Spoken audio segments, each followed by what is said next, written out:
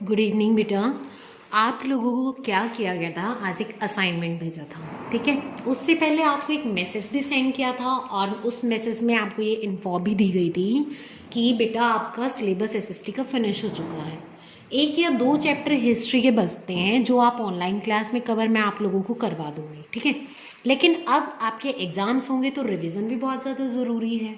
तो इसलिए मैंने आपके लिए एक असाइनमेंट बनाया था हिस्ट्री के फर्स्ट चैप्टर का, क्योंकि जो जियोग्राफी के चैप्टर्स है फर्स्ट सेकंड थर्ड में भी उनका मैं टेस्ट ऑलरेडी ऑनलाइन ले चुकी हूँ, ठीक है। तो अब आपके लिए असाइनमेंट भेजा गया था जिसमें मैं यही देखना चाहती थी कि भाई कौन बच्चा असाइनमेंट सेंड करता है कौन नहीं करता है, और उसके हिसाब से आपका जो मार्क्स होते हैं, इंटरनल मार्क्स होते हैं, वो हम लगाएंगे, ठीक है। तो हिस्ट्री का ही आपका असाइनमेंट था, चैप्टर नंबर फर्स्ट का, what where how and when, ठीक है।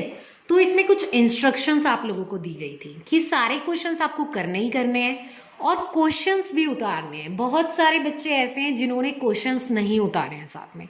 तो बेटा ये रिवीजन चल रही है, रिवीजन में आपको क्वेश्चंस उतारने हैं। जो आपको असाइनमेंट दिया जाता है उस असाइनमेंट के क्वेश्चंस आपको उतारने ही उतारने हैं।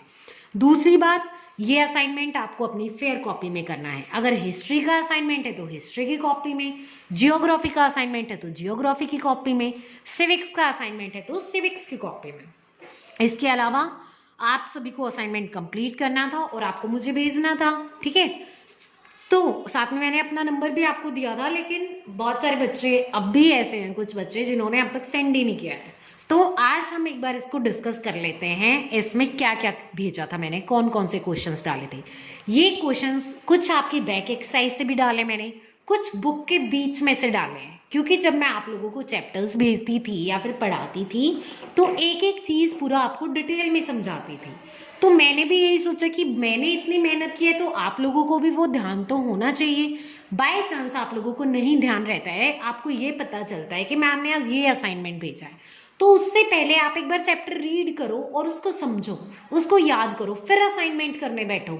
ये नहीं कि आपने क्वेश्चन देख लिया और आप असाइनमेंट करने लगे, वो बहुत गलत बात है, ठीक है।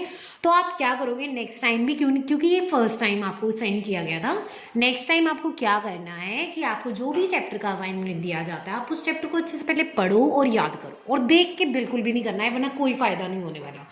ये कुछ क्वेश्चन थे फिलअप से, सबसे पहले जो 5 मार्क्स के थे आपके, earliest people are skilled in, यहाँ पे फिलअप था, इसमें गैदरिंग आएगा आपका कि जो पहले के लोग थे वो किस में कुशल थे, गैदरिंग में चीज़ों को इकट्ठा करते थे वो फॉरेस्ट वगैरह में जाके। People grew dash and dash about 8000 years ago, कि लगभग 8000 साल पहले जो लोग थे वो क्या उगाते थे, व्हीट और बार्ले। उसके बाद विंध्यास की जो पहाड़ियाँ हैं वो कहाँ पे हैं, मध्य भारत में है, सेंट्रल इंडिया में है। The word India comes from the dash called Sindhu in Sanskrit, जो इंडिया वर्ड है वो किस नदी के नाम से है, इंडस, जिसे हिंदू में सिंधु नदी बोला जाता है और संस्कृत में भी सिंधु बोला जाता है। डैश एंड डैश और लाइक डिटेक्टिव्स, जो हिस्टोरियंस थे हमारे, जो इतिहासकार थे, और आर्कियोलॉजिस्ट मतलब जो हमारे पुरातत्वविद थे वो क्या थे, डिटेक्टिव्स की तरह काम करते हैं। अब हम शॉर्ट क्वेश्चन आंसर्स दिए गए थे आपको, 4 क्वेश्चन थे जिसमें मैंने आपके लिए 4 क्वेश्चंस डाले थे। व्हाट आर मैन्यूस्क्रिप्ट्स, मैन्यूस्क्रिप्ट्स क्या होता है, ये आपकी बैक एक्सरसाइज का क्वेश्चन भी है, साथ में ये शॉर्ट में मैंने आपको भेजा हुआ है। Manuscript they written by hands, manuscripts हाथ से लिखे जाते हैं, और ये बेसिकली जो पाम की लीव्स होती हैं या बार्क ऑफ ट्री होता है उस पर भी लिखे जाते हैं। फुल फॉर्म भेजी थी एडी की, एनो डोमिनी होती है। आर्कियोलॉजिस्ट कौन होते हैं, archaeologist is the scientist who studies human history, जो मानव का जो इतिहास रहा है उसकी जो स्टडी करता है वो कौन होता है, आर्कियोलॉजिस्ट कहलाते हैं। और जो जमीन के नीचे से खुदाई करने के बाद जो चीज़ें मिलती हैं या उनके द्वारा यूज़ की गई प्रयोग की हुई चीज़ें मिलती हैं, वो आर्कियोलॉजिस्ट उनके द्वारा पता करते हैं कि भाई इतिहास में, हिस्ट्री में, पास्ट में मानव कैसे रहता था। जो मैन्यूस्क्रिप्ट है उन्हें कहाँ संभाल के रखा गया है, टेम्पल्स में और मोनेस्ट्रीज में। तो ये आपके शॉर्ट क्वेश्चंस थे और फिलअप्स थे जो आज के असाइनमेंट में थे। फिर आपके लॉन्ग टाइप क्वेश्चन आंसर्स थे, ये आपके बुक के क्वेश्चंस डाले हैं मैंने तीनों। मैन्यूस्क्रिप्ट और इंस्क्रिप्शन में डिफरेंस बताना था आप लोगों को। मैन्यूस्क्रिप्ट जो हाथ से लिखे जाते हैं, और इंस्क्रिप्शंस जो हार्ड सरफेसेस होती हैं, जैसे पत्थर हो गया, मेटल हो गया, उसके ऊपर जो कुरेदे जाते हैं या उन पर कुछ लिखा जाता है।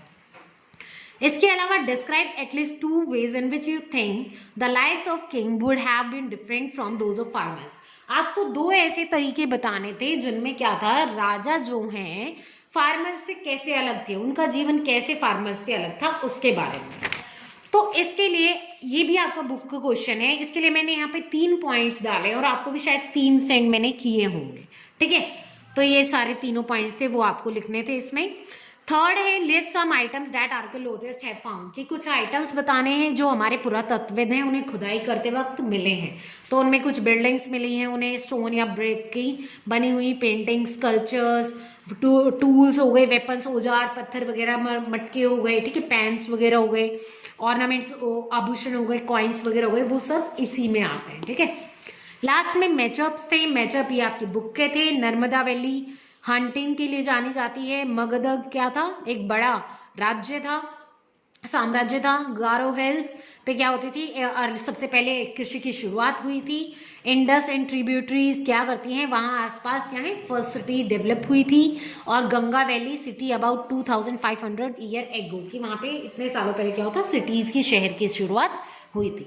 तो ये आपका असाइनमेंट था। इसके अलावा आपको और भी असाइनमेंट सेंड किए जाएंगे, तो आपको ध्यान रखना है इनके बारे में, ओके।